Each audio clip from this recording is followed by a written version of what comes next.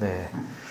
오늘 우리 다 같이 나눌 하나님의 말씀은 다니엘서 11장 1절부터 19절까지 말씀 보도록 하겠습니다.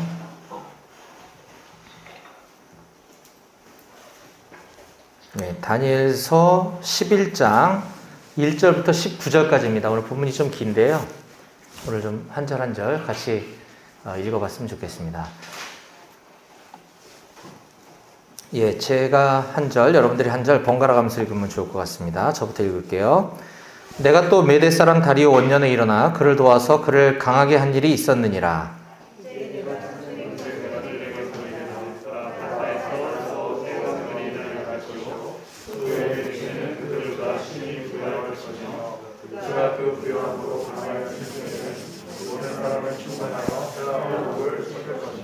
장차 한 능력 있는 왕이 일어나서 큰 권세로 다스리며 자기 마음대로 행하리라.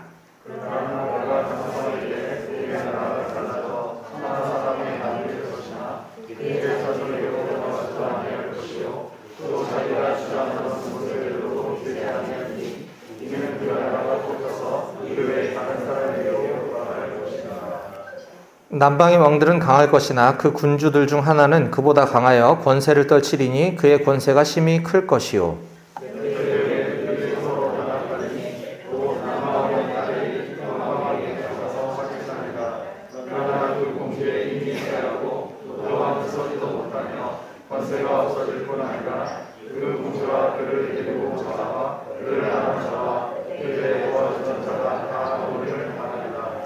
그러나 그 공주의 본 족속에게서 난 자 중에 한 사람이 왕위를 이어 권세를 받아 북방 왕의 군대를 치러 와서 그의 성에 들어가서 그들을 쳐서 이기고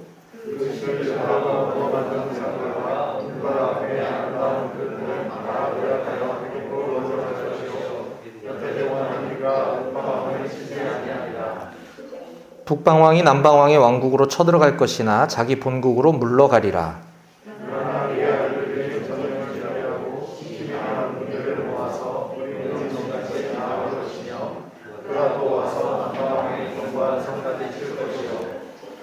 남방왕은 크게 노하여 나와서 북방왕과 싸울 것이라. 북방왕이 큰 무리를 일으킬 것이나 그 무리는 그의 손에 넘겨준 바 되리라.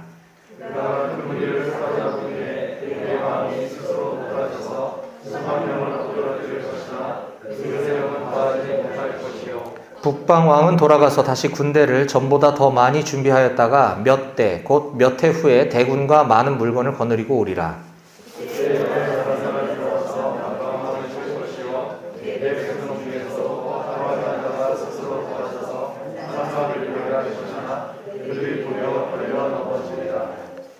이에 북방왕은 와서 토성을 쌓고 견고한 성읍을 점령할 것이요 남방 군대는 그를 당할 수 없으며 또 그가 택한 군대라도 그를 당할 힘이 없을 것이므로 오직 와서 치는 자가 자기 마음대로 행하리니 그를 당할 사람이 없겠고 그는 영화로도 안에 설 것이요 그의 손에는 멸망이 있으리라. 그가 결심하고 전국에 힘을 다하여 이르렀다가 그와 화친할 것이요 또 여자의 딸을 그에게 주어 그의 나라를 망하게 하려 할 것이나 이루지 못하리니 그에게 무익하리라.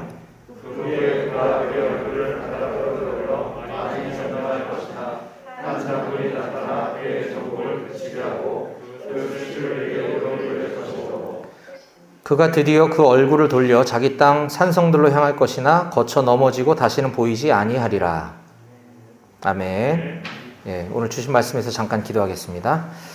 하나님 아버지 감사합니다. 오늘 우리에게 주신 말씀을 통하여서 우리에게 주님의 마음을 깨닫게 하시고 또 우리에게 하시는 음성과 메시지를 우리가 분별할 수 있는 시간 될 수 있도록 하여 주시옵소서.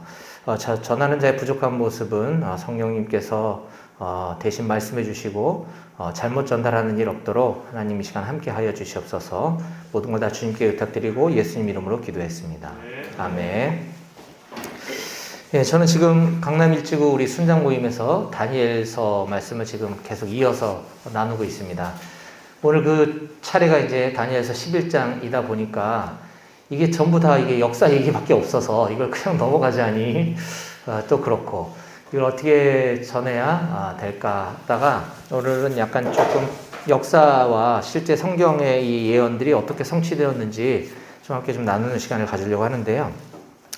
지난달에는 제가 메시지 때 잠깐 이 다니엘서 말씀 대신에 누가복음 11장 말씀 가지고 예수님의 기도 레슨에 대해서 말씀을 전했습니다. 그래서 그 전달, 9월 달에 이제 10장 하반부를 말씀을 전하고 이제 오늘 거의 2달 만에 나누는 거다 보니까 이게 연속성이 좀 끊어져서 제가 잠깐 10장, 다니엘서 10장 그 하반부를 간단히 좀 정리하고 이어서 말씀을 좀 나누도록 하겠습니다.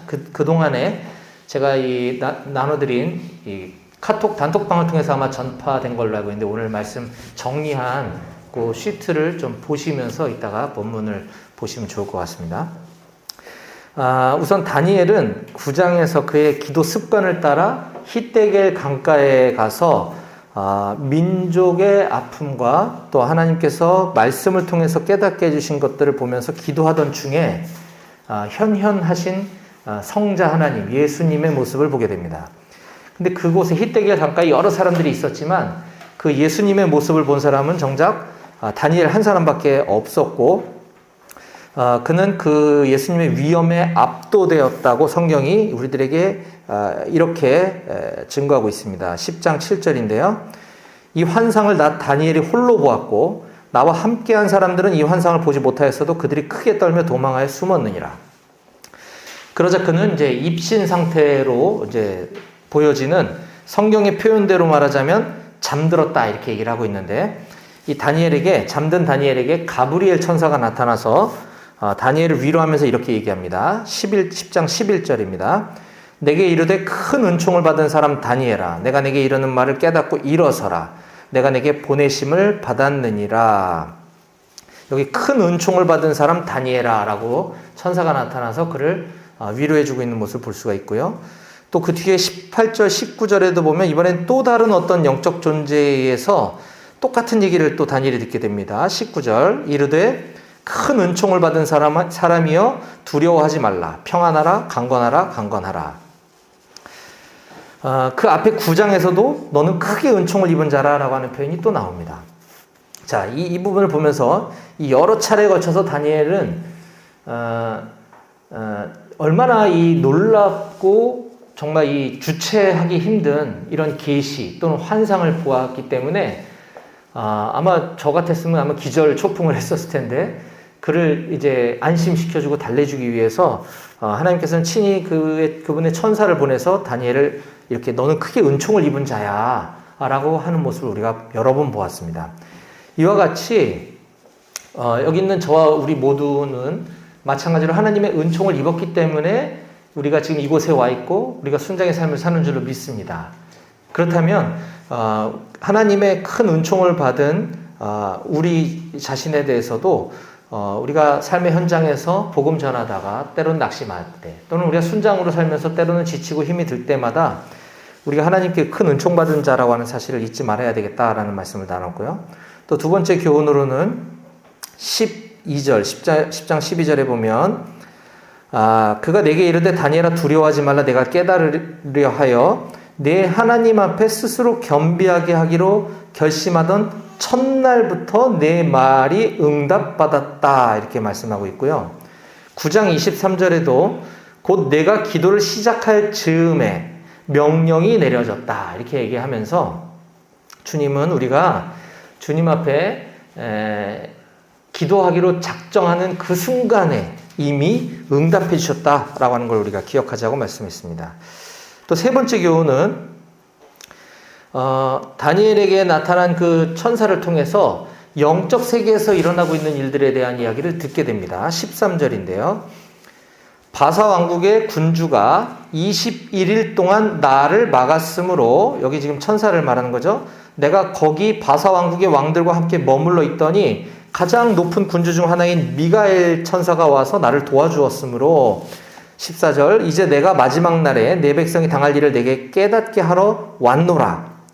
이런 이제 표현을 보면서 하나님께서는 당신의 백성인 이스라엘 민족들을 도와주시기 위해서 그분의 천사를 보내주시고 그 천사를 또 가로막는 또 악한 세력이 있고 이런 영적 세계의 어떤 방해와 또 하나님의 도우심과 이런 사이에 전쟁이 일어나고 있다라고 하는 것들을 말씀해 주셨습니다. 여기서 우리가 또 깨달을 것은 다니엘은 성경의 인물이고 하나님께 직접 큰 은총을 받은 자라 하는 호칭을 들었고, 그는 기도의 사람이고 영적인 사람이었지만 그도 마찬가지로 우리처럼 영적 세계에서 무슨 일이 일어나고 있는지는 알 수 없었다라고 하는 거죠.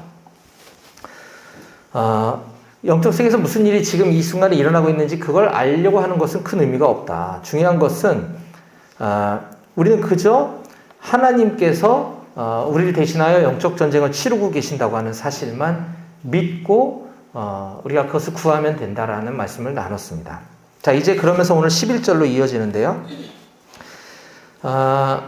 이 다니엘서 11장은 이제 하나님께서 직접적으로 아주 자세하게 장차 일어날 일들에 대해서 아주 세세한 내용들을 많이 예언으로 주신 말씀입니다.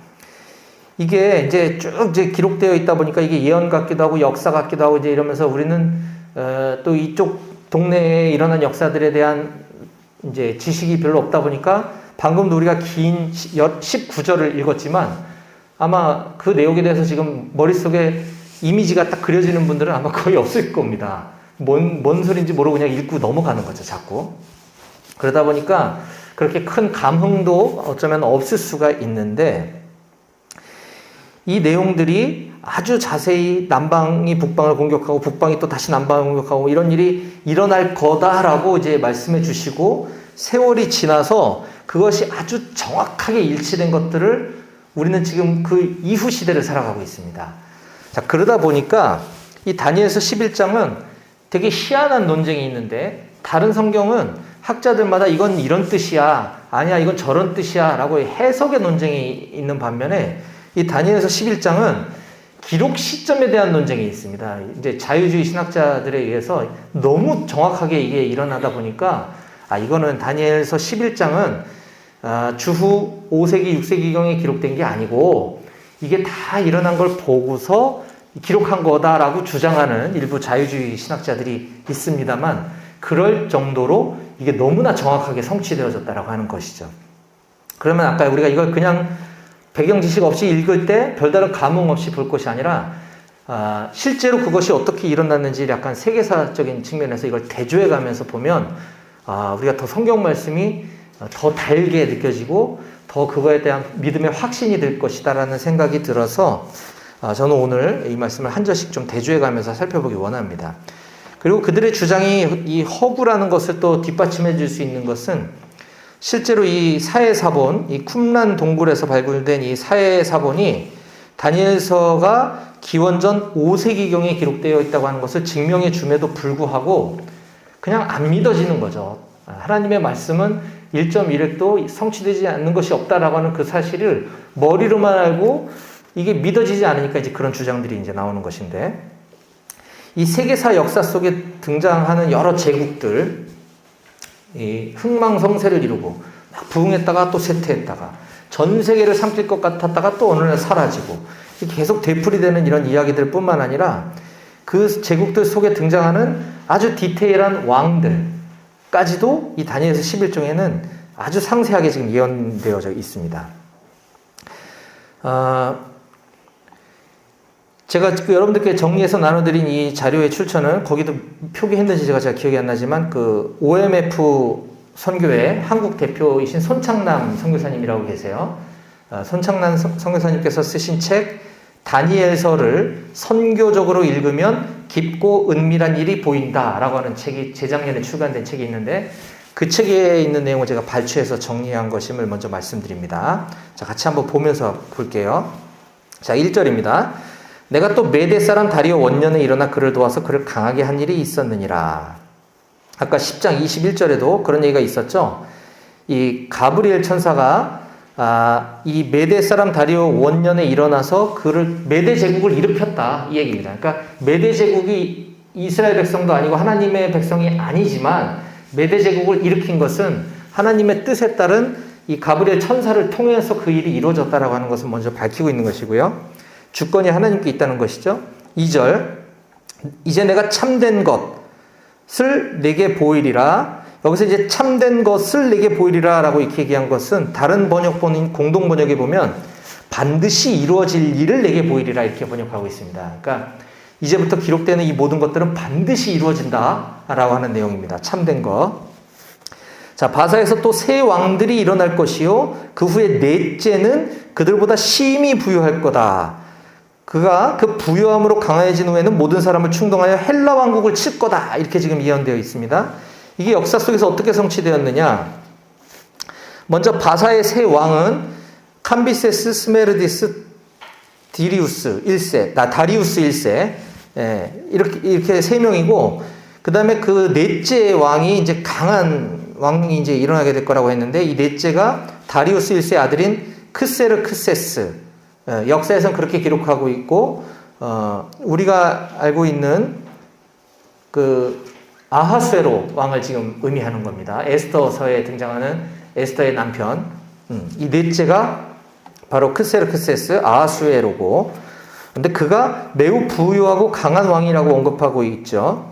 그래서 그가 정복 전쟁을 펼치기 위해서 헬라를 치러 갑니다. 근데 역으로 헬라의 모든 왕국을 칠 것이며, 그 다음에 3절 장차 한 능력 있는 왕이 일어나서 큰 권세로 다스리며 자기 마음대로 행하리라 라고 할 때, 여기서 말한 한 능력 있는 왕이라 하면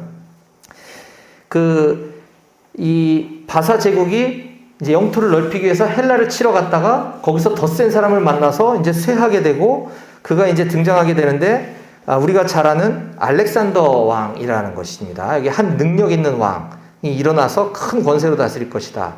이게 이제 알렉산더 대왕을 통해서 이 일이 실제로 성취되는 거죠. 이게 주전 480년 9월에 살라미스 전쟁에서 페르시아가 헬라를 치러 갔다가 헬라에게 대패하는 일이 실제로 성취가 되게 되는 겁니다. 2절과 3절입니다. 그리고 이제 4절에 그가 강성할 때에, 자, 이제 헬라 제국으로 이제 바뀌었어요. 메데 바사 제국이 헬라 제국으로 바뀌었습니다. 이 고대 중근동 역사는 우리 구약에서 예언서에 계속 이게 되풀이되기 때문에 한번 정리해 두는 게 좀 유익할 것 같습니다. 메데 바사 제국이 헬라 제국으로 어떻게 넘어갔는지, 방금 얘기했던 그 네 번째 왕 크세르크세스가 헬라를 치러 갔다가 헬라에게 도리어 당했다. 그게 누구냐면 알렉산더 왕이었다라는 거죠. 4절에 그가 강성할 때에는 그 알렉산더 왕을 말하는 거고요. 그의 나라가 갈라져 천하 사방에 나누일 것이나 그의 자손에게로 돌아가지도 아니할 것이요 또 자기가 주장하던 권세대로 되지 아니하리니 이는 그 나라가 뽑혀서 그 외에 다른 사람들에게로 돌아갈 것입니다. 이 지금 굉장히 원래 이 헬라 제국은 엄청나게 세력을 확장했는데, 여기서 그냥 한 절로 간단하게 얘기하고 또 쇠하게 될 거다라고 지금 얘기를 하는 건데요. 이 알렉산더 대왕은 20살에 이제 왕이 됩니다.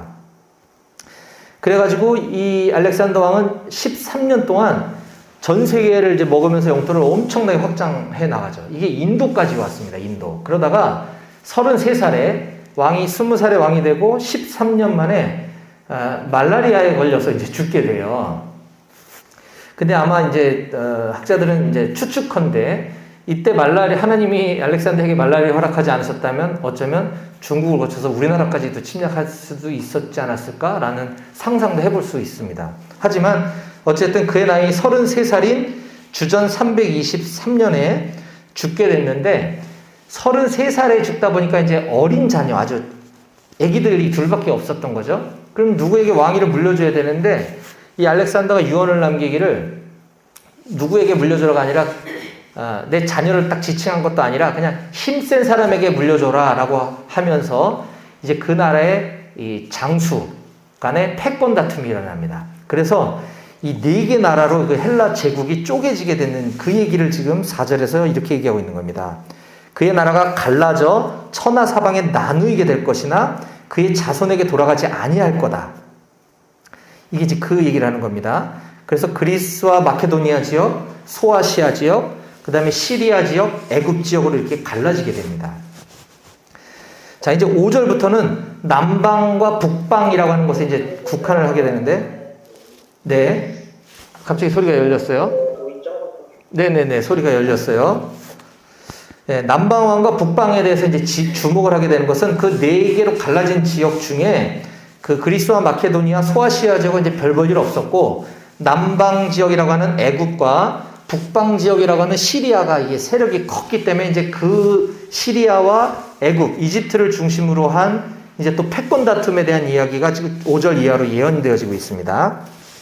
남쪽, 우리가 남유다, 북이스라엘 얘기하는 거는 이제 이스라엘 지역에서 얘기하는 것이고, 이때 고대 중근동은 북방 그러면 시리아, 남방 그러면 애굽을 말하는 거다라는 일단 머릿속에 딱 넣으신 다음에, 이 남방 왕조는 프톨레미 왕조입니다. 프톨레미. 이것도 기억해 주시면 좋겠어요. 계속 등장하니까. 남쪽 애굽은 프톨레미 왕조, 북방 지역 시리아는 셀류코스 왕조입니다. 셀류코스 왕조. 여기에 반복되는 전쟁 이야기가 이제 5절부터 쭉 이어지고요. 남방 왕들은 강할 것이나 그 군주들 중 하나는 그보다 강하여 권세를 떨치리니 그의 권세가 심히 클 거다.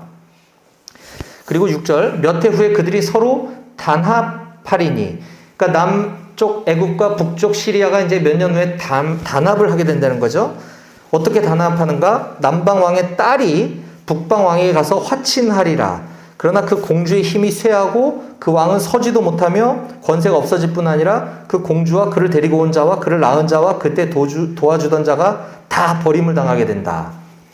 이게 이제 열강의 이런 이제 그 패권 다툼인데, 이게 어떻게 성취되는고 하니, 남쪽 그 이집트의 프톨레미 2세, 프톨레마이오스라고도 하고 프톨레미라고도 하는데, 프톨레미 2세가 즉위하게 되고, 그는 북방 시리아 셀류코스 왕조의, 자, 이게 용어를 잘 정리하세요. 북방 시리아는 셀류코스 왕조고, 지금 여기서부터 계속 나오는 왕의 이름은 안티오쿠스 1세, 2세, 3세 이렇게 나가는 겁니다. 자, 셀류코스 왕조의 안티오쿠스 2세와 BC 261년에 평화협정을 맺고 약 14년 동안은 평화롭게 지내게 됩니다. 이게 실제 6절이 그렇게 이루어진 거죠.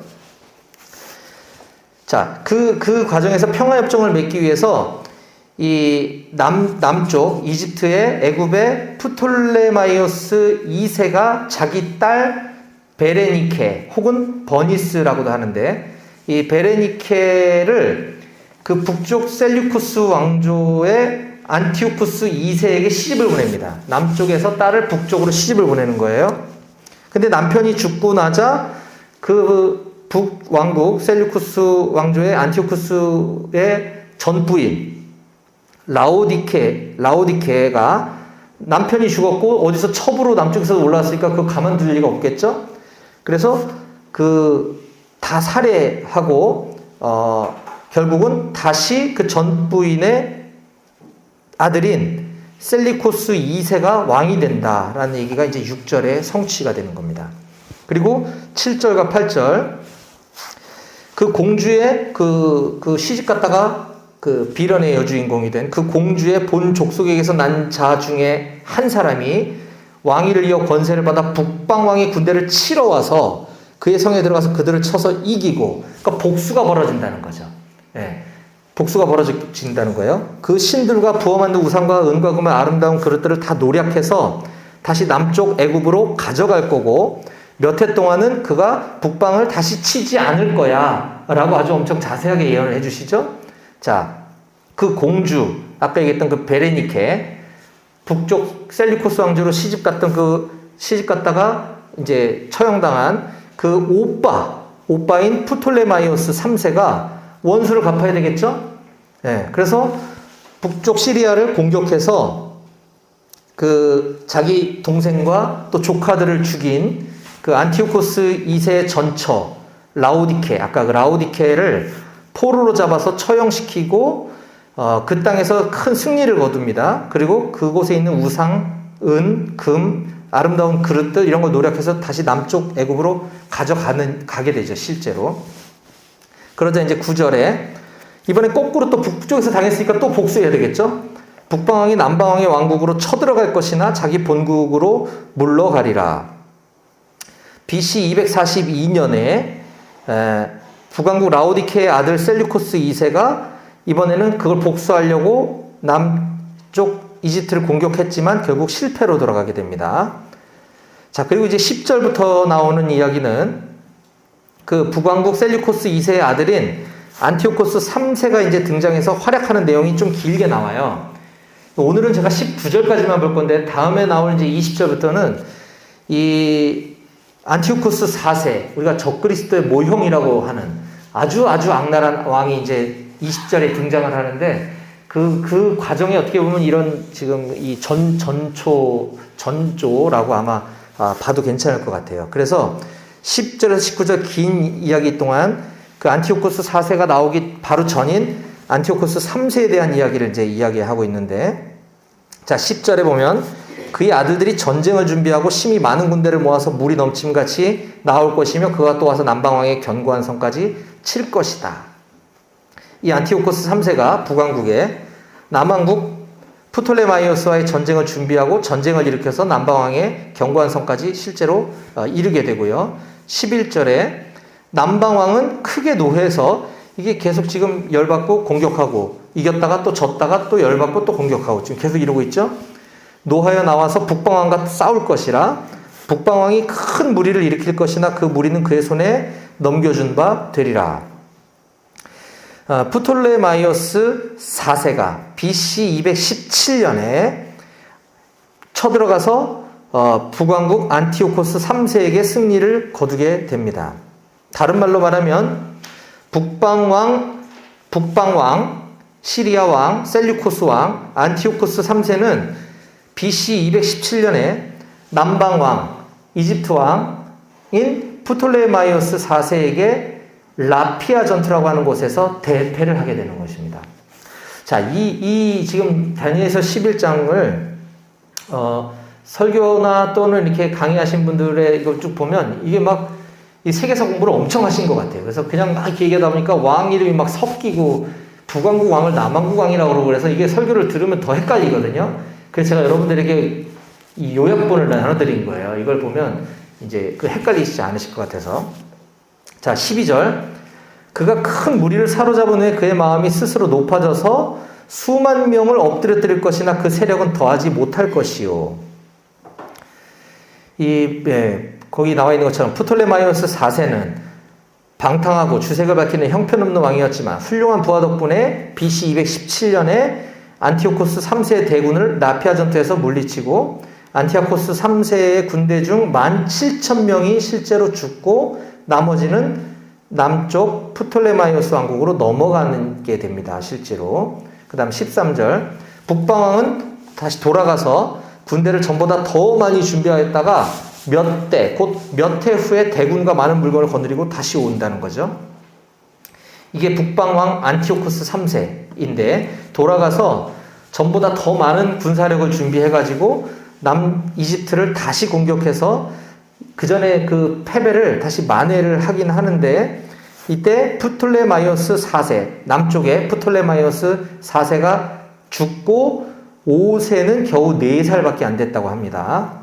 자, 14절. 그때 여러 사람이 일어나서 남방왕을 칠 것이요 네 백성 중에서도 포악한 자가 스스로 높아져서 환상을 이루려 할 것이나 그들이 도리어 걸려 넘어지리라.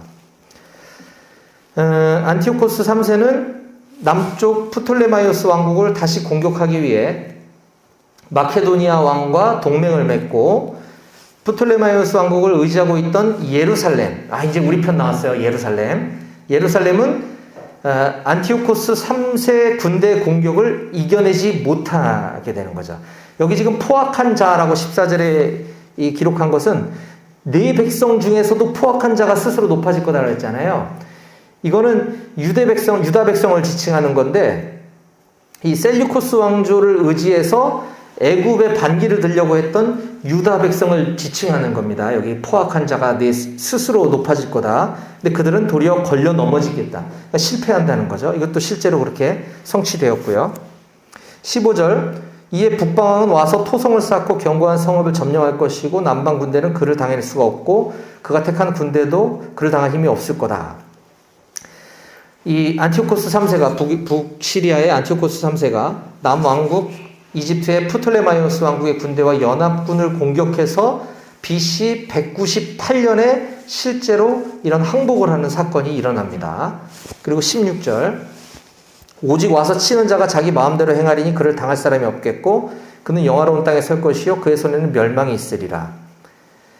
안티오코스 3세가 프톨레마이오스 왕국을 공격하는데 성공한 후에 유대는 북쪽 셀류쿠스 왕국의 지배하에 들어가게 되고, 이것은 유대 민족에게 큰 어려움을 주는 계기가 되는 사건이 되는 것이고요. 17절, 그가 결심하고 전국에 힘을 다하여 이르렀다가 그와 화친할 것이요 또 여자의 딸을 그에게 주어 그의 나라를 망하게 하려 할 것이나 이루지 못하리니 그에게 무익하리라. 아까 봤던 얘기랑 좀 비슷한 얘기가 또 나오죠. 이건 좀 반대의 경우예요.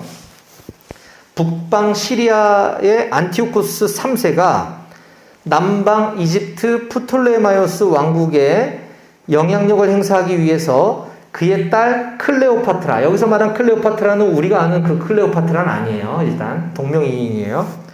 그 딸 클레오파트라를 프톨레마이오스 5세에게 시집을 보내지만 이 딸은 오히려 그 이집트의 왕, 그 자기 남편과 사랑에 빠져서 역으로 아버지를 배신하고 남쪽 이집트를 도와서 자기 나라 시리아를 치는 이런 일이 지금 벌어집니다. 17절이 그 얘기고요.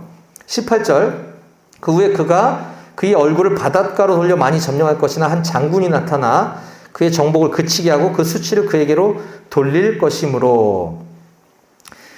이제 여기서부터는 또 제국이 바뀝니다. 아까는 이제 메데 바사, 그 다음에 헬라, 알렉산더가 일으킨 헬라, 그 다음에 지금 여기서는 다시 이제 로마 지역으로 넘어가려고 하는 지금 상황이에요.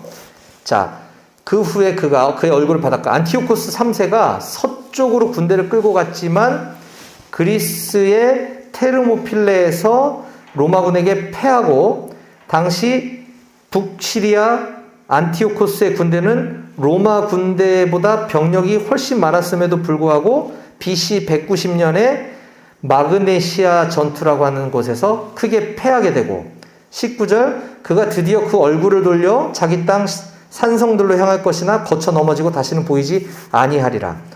로마 제국은 안티오코스 3세에게 전쟁에 패한 패전국인 시리아에게 엄청난 전쟁 배상금을 부과합니다. 자, 이때 안티오코스 3세는 전쟁 패해서 그 패전국으로서 배상금을 지불할 능력이 없게 되자 제우스 신전의 보물을 약탈하고 뭐 이렇게 하는데 결국은 그의 재무장관격인 부하에게 살해당하는 일이 발생하게 됩니다. 다시는 보이지 아니하리라. 네, 오늘 여기까지 일단 좀 말씀을 정리할 건데요. 자, 우리가 지금 세계사와 다니엘서 11장에서 예언되어 있는 것들을 지금 비교해 봤습니다. 이 얼마나 성경에 이 자세하게 예언되어 있는지를 우리가 보았고, 이것이 실제 역사상에 어떻게 일어났는지를 대조해 보았던 거죠. 다니엘서 11장, 이제 뒤에 계속 이어서 보게 될 45절까지 보면 무려 역사적인 사건이 135가지나 예언되어 있다고 합니다. 이 다니엘서 11장이라고 하는 짧은 본문에 135가지의 예언들이 역사에서 실제로 다 일어나게 되는 것이죠. 그래서 아까 얘기했던 다음번 제 메시지 시간에는 20절 이후부터 마지막 45절까지 본문을 통해서 이 앞서 보았던 그 어떤 왕들과도 비교조차 할 수 없을 정도로 잔인했던 왕, 안티오코스 4세, 안티오코스의 에피파네스라고 불리우는 이 안티오코스 4세에 대해서 다시 한번 이렇게 하나하나 비교해 가면서 역사를 살펴보고 우리에게 주시는 교훈을 나누는 시간을 갖도록 하겠습니다. 오늘 본문을 통해서 우리가 얻을 수 있는 교훈을 한마디로 정리하자면,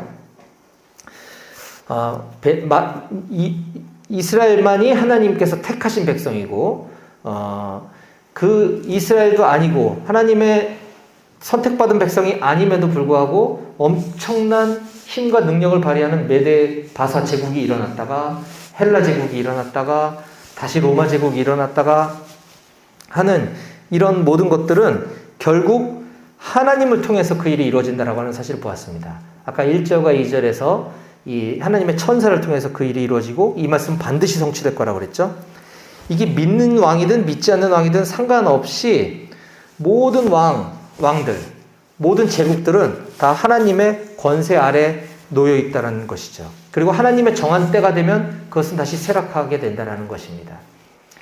우리도 왕은 아니지만 믿는 사람이냐 안 믿는 사람이냐 이거 가지고 우리가 좋아하기도 하고 싫어하기도 하지만 그런 것이 중요한 게 아니다. 모든 건 다 하나님의 시간표 안에 하나님의 계획 가운데 놓여있게 되는 것이고요.